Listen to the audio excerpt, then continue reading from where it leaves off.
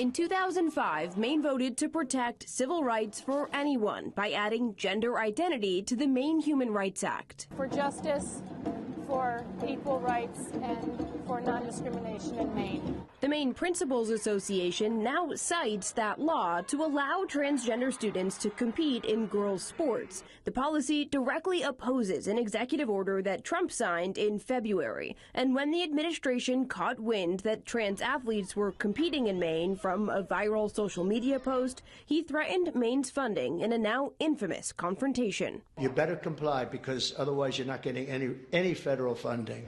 See you in court. Every state, good, I'll see you in court. I look forward to that. 4 days later, on February 25th, the administration claimed Maine's Department of Education was in violation of Title IX and set a March 27th deadline for the state to comply. But that deadline came and went with no action.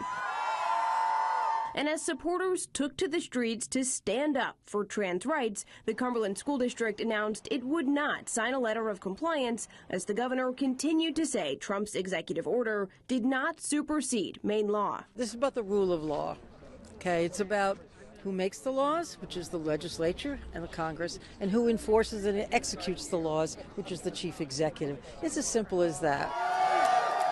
Meantime, some have praised the president's actions. If there's men competing in our sports, they biologically already have that advantage, and I just don't think that it's fair.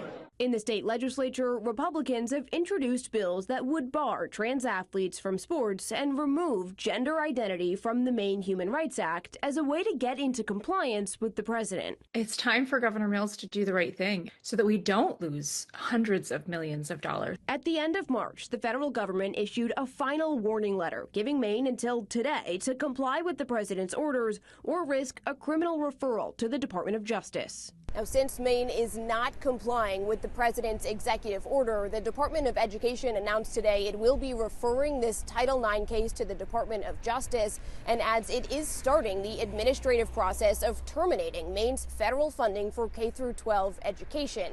In a press release today, the Department of Ed said that the governor should have followed the advice of be careful what you wish for. They say she will now see the Trump administration in court. In Cumberland, Anna Kuhn, CBS 13 News.